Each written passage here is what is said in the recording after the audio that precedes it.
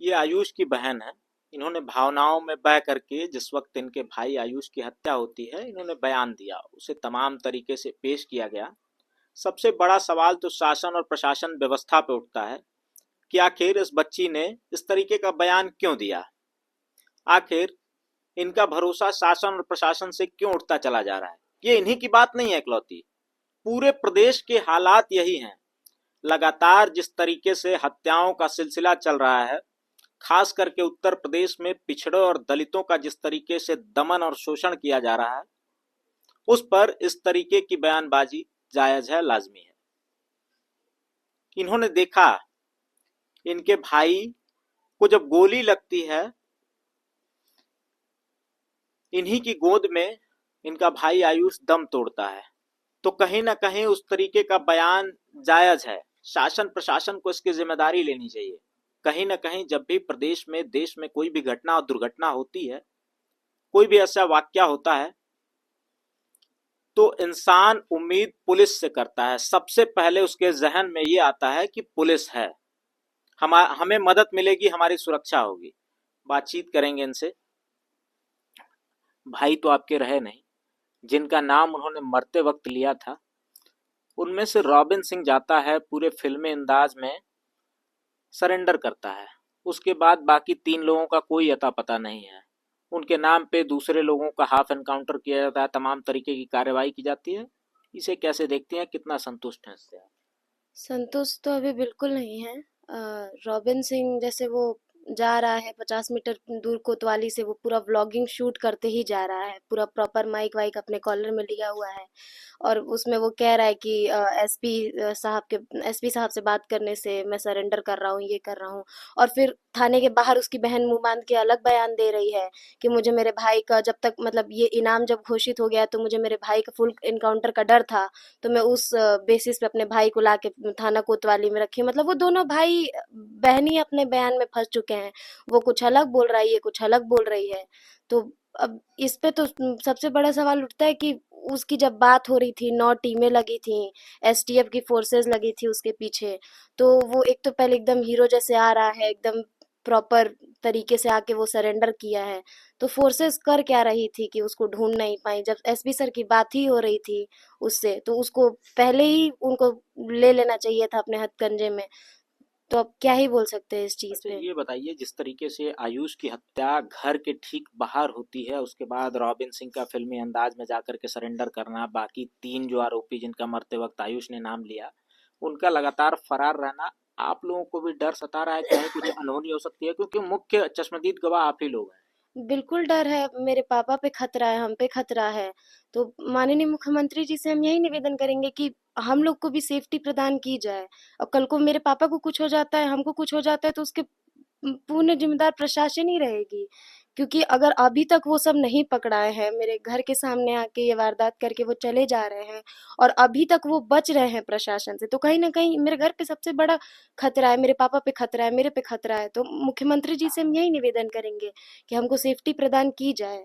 इस चीज की तो सबसे पहले मांग हुई थी कि सेफ्टी प्रदान की जाए हमारे घर पे। जी। न्याय की उम्मीद, लगता है कि न्याय मिलेगा? या फिर मतलब कौन लोग इनमें सम्मिलित हैं, किसका संरक्षण प्राप्त है कि इतने बेलगाम हो चुके हैं? इतना मतलब साहस उनके अंदर आता है कि घर पे चढ़ करके हत्याएं कर देते हैं, तमाम चीजें कर देते हैं।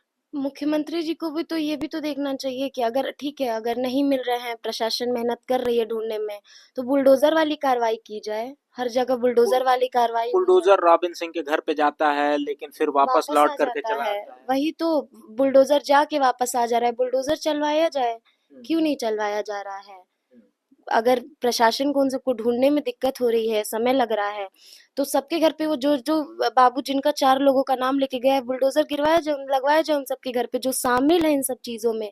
जो कोई फाइनेंस कर रहा है, कोई गाड़ी दे रहा है, कोई पैसा पहुंचा रहा है, सबके घर पे बुलडोजर लगवाया जाए। क्योंकि अगर मारने वाला जितना उसमें इन्वॉल्व है, साथ देने वाला भी उतना ही इन्वॉल्व है। हम्म। तो बुलडोजर वाली कार्रवाई तो जरूर होनी चाहिए। कल न्यूज हम लोग को भी दिखा था कि हाँ, तो थोड़ा सा संतुष्टि हुई थी कि ठीक है, प्रशासन कोई काम कर रही है, फिर वापस आ जाता है। तो ये तो मजाक ही चल रहा है, और बहुत भद्दा मजाक मजाक चल रहा है हम लोग के साथ कि जा रहा है, वापस आ जा रहा है। और आगे क्या करेगा प्रशासन, क्या करेगा, हमको कुछ खुद नहीं पता है। अच्छा, क्या गुहार पुलिस प्रशासन से, उत्तर प्रदेश के मुखिया से क्या गुहार लगाएंगी आप?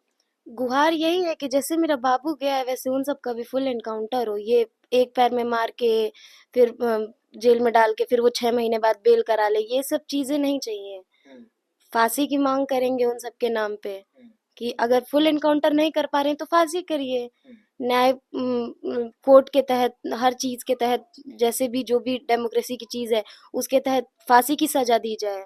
क्योंकि ये बहुत छोटा कार्य तो वो सब किए नहीं है सब, इतना बड़ा काम करके, और वो इतना आराम से अभी कहीं ना कहीं होंगे ही सब। किसके शरण में है सब अब वो भगवान जाने। हम्म। तो फांसी की मांग करेंगे। यानी पूरे परिवार पे अभी जान का खतरा मंडरा रहा है। हाँ, मंडरा ही रहा है। जब वो सब फरार है, सब बाबू के साथ अब किए हैं, सब कल को मेरे साथ कर देंगे, सब कल को मेरे पापा के साथ कर देंगे सब। तो फिर सब वही तमाशा लगेगा कि कैसे हो गया, क्या हो गया, कौन मार दिया। लेकिन पुलिस को इस पे एक्शन तो लेना चाहिए ना। आज बाबू को गए हुए 1 हफ्ता से ऊपर हो गया, इतना समय तो नहीं लगता है। एसटीएफ की फोर्स लगी है, पता नहीं किसकी किसकी फोर्स लगी है, किसको किसको पकड़ा जा रहा है। जो मेन है वो नहीं पकड़ा रहे हैं, बाकी और सब तो। ये आयुष की बहन थी जिससे हम लगातार बातचीत कर रहे थे। इन लोगों का दुख कितना बड़ा है, और खास करके बलिया जनपद की यदि बात की जाए तो बलिया जनपद का ये कोई पहला मामला नहीं है। चाहे हेमंत यादव हत्याकांड रहा हो, चाहे अब आयुष यादव हत्याकांड रहा हो, आरोपी लगातार फरार है। और आरोपी यदि सरेंडर करता है तो पूरे फिल्मी अंदाज में करता है। आखिर उन्हें किसका संरक्षण प्राप्त है, सबसे बड़ा सवाल ये होता है। और जब सरेंडर करता है, सरेंडर करने के बाद जो वो बयानबाजी मीडिया में करता है उसमें साफ तौर पे कहता है कि उसने जिले के कप्तान के निर्देश पे सरेंडर किया है। जिले के कप्तान पर भी सवालिया निशान खड़े होते हैं कि आखिर जिले का कप्तान कर क्या रहा था। जब जिले के कप्तान से लगातार बातचीत हो रही थी, संपर्क में था रॉबिन सिंह, तो उसकी गिरफ्तारी तत्काल क्यों नहीं की गई? खैर, उत्तर प्रदेश के क्या हालात हैं, किस तरीके से पिछड़े और दलितों को निशाना बनाया जा रहा है, ये कहने की बात नहीं है। जो आरोपी हैं, चाहे रॉबिन सिंह हो, चाहे कोई और अन्य आरोपी हो, किस बिरादरी से हैं और किसका संरक्षण प्राप्त है, ये मुझे कहने की जरूरत नहीं है, आप लोग बखूबी जानते हैं। अब ये सिलसिला कब तक चलता रहेगा, पिछड़े और दलितों के दमन शोषण का चक्र कब रुकेगा, ये तो समय बताएगा। फिलहाल इन सब मुद्दों पे आपकी क्या राय है, कमेंट्स के माध्यम से बताइएगा। हम जल्दी मिलेंगे अगली वीडियो में अगली खबर के साथ। तब तक के लिए नमस्कार, जोहार।